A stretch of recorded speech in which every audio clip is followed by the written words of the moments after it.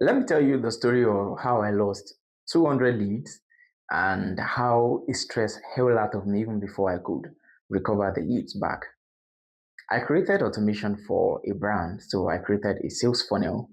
So once a lead is generated from their ad, n8n is going to capture it, put it in their CRM, and then created email schedule automatically for them.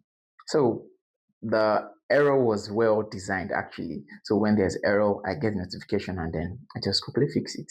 And it's so funny that almost all the errors I've been getting is always from this token expiration of the thing. So on this day, I was on my phone and then 200 leads landed in n8n and I didn't know that the token has expired. I just got back home and then I saw the notification, error notification, and it was over 200, not even 200, it is over 200. I had to, I was, I didn't even know what to do. So I had to quickly go to n8n and I saw all this field execution and I was scrolling, I was scrolling, I was scrolling. I look at it that, okay, how will I solve this? How am I going to get all of these leads back? So looking at the cost of the lead itself, it's so expensive. There's no how I could even tell the brand that no, please let's forget these leads. Do you know what I do? I had to manually click on all of those failed executions. Imagine clicking on these executions over 200 and then clicking debugging in editor and then executing it one after the other for 200, over 200 executions. That was the day I told myself that, no, it must end today.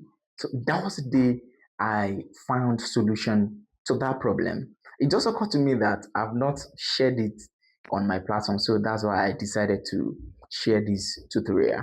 So we're going to be moving from Google Sheet to Supabase. So I know most of you, when you hear Supabase, you feel like, will I be interacting with database now?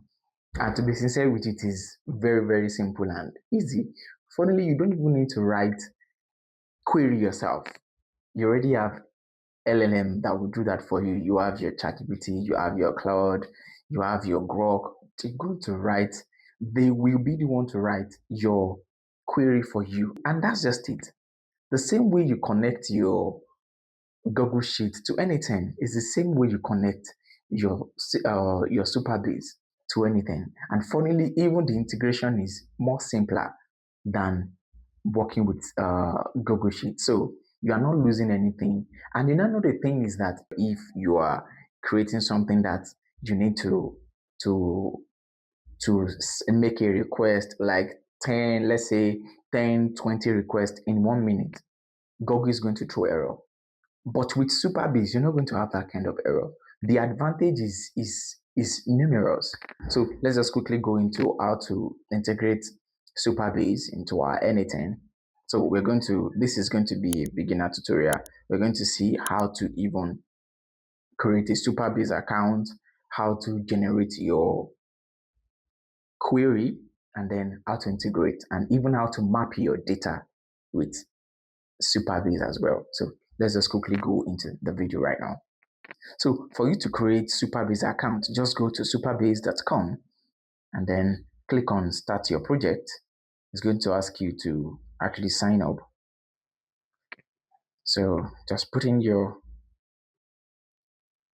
then use a strong, so just whatever it is, just use your perfect password.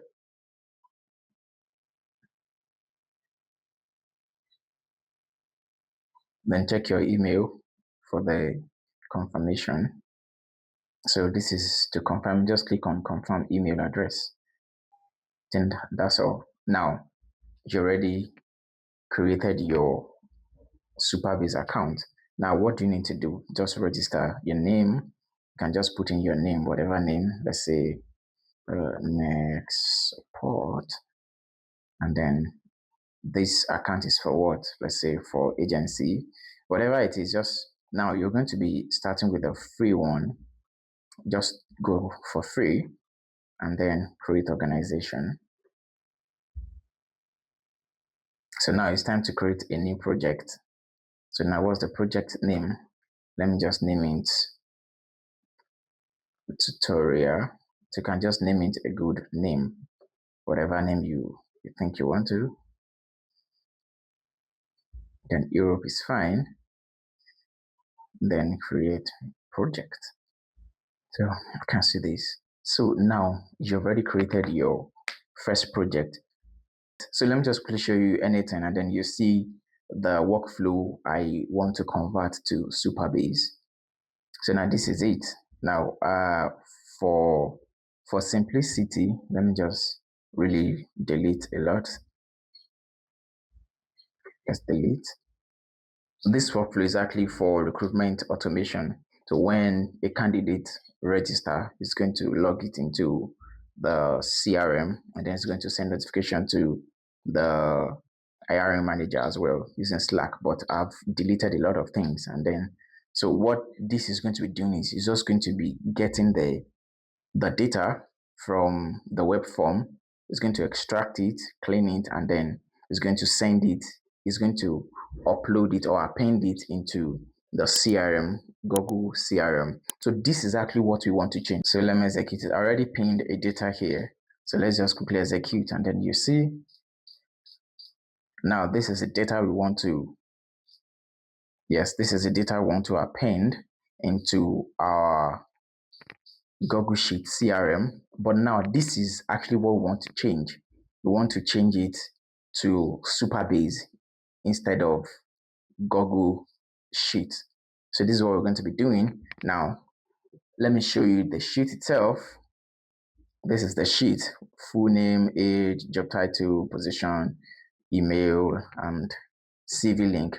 So this is just what we want to convert, because we're going to be making use of the same column.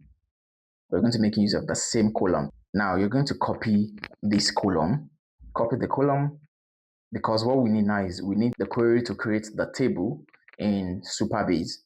So you are not the one to write the query yourself. Just go to, maybe let's say ChatGPT, go to ChatGPT, and then you just paste the columns and then give a clear prompt of what you want to do. And then it's going to give you the query itself. Create a Supabase table with this column. You can see now the name of the table is recruitment CRM. That's all. Then give me the SQL query for this. That's all. That's the only thing you're doing, and then it's going to give you the query. Now this is the query. So ensure that the column names are actually exactly what it is. Now we have full name, we have age, job title, position, email, CV link, and then that's that. So just copy it, and you can see that I already gave you ID, which is normal, and then the created at the date it was created. Just copy it, go to your Supabase, and then come here. You can see just over here, you will see your SQL editor. Just click on SQL editor, and then this is where you're going to paste in your query. Just paste the query here and then run it. This is run. Issue has been declared, table will not have rule, blah, blah, blah. So yes, just run without RLS. And then you can see success, no rows returned. So which means the table has been created. Now go back here again. You can see table editor. Click on table editor. This is where you're going to be seeing the list of tables. You can see this is the table that was created for you. Recruitment CRM. Click on it. It's going to show you the columns: ID, full name, age, job title, and all of that. So now you have this. Now, for us to integrate Supabase in n8n, there's a need for us to so let's just go to, so now that we have this, let's go to n8n. So now this is it. So instead of we using this, we're going to delete it, and then plus we're going to make use of Supabase node. This is Supabase. Just click on it, And then what we want to do is want to create a row. Just click on it. Now you can see there's no credential yet. So for us to be able to make use of Supabase, the same way you got your credentials from Google Sheets Console, Google Console, that's the same way we're going to be creating our credentials as well. So just come here, click on Setup Credentials. Then you can see these are just a few things that you need. You need the host, and then you need the service role secret. Very easy to get. So let's quickly get there. You can see now we need HTTPS, your account. So we're going to be getting these, and then we're going to be getting the service role secret as well. Let's go back to our Supabase. Just over here as well, come to your project settings.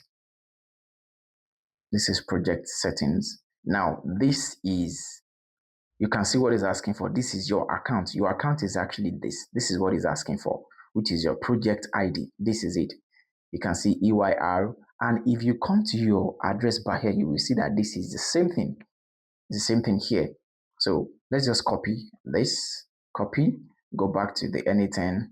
You can see the structure. We need HTTPS, this and this, and then supabase.co. So let's just quickly type HTTPS, then you paste this, then .supabase.co. That's all. And then we need this service role secret. Let's go back to, then you come here, you can see API keys. Click on the API keys. This is API keys. Then come here, legacy unknown. Then you can see service role. Click on it. And then this is what we need, service role secret. This is it. You need to click on review. And please mind you, this is your security key. It is password. Nobody is meant to see it nor have access to it. So just click on review. Don't worry, I'm going to be deleting it. So that's why I can show you. You already review, and then click on copy. Then go back to your n8n, paste it. And that's all. It's just that simple. It's just that simple. Now you can see connection base successfully. So we are fine. So now we have our Supabase. We have our Supabase account. Now we need to select the table name we want. Now you can see recruitment form. And then we need to add the field that we want to populate into our Supabase. Add field. Then what's the field? We need a full name. This is the full name, the same process. You add field again, age, then you drag it in. This is what you do across all. Then job title, this is job title.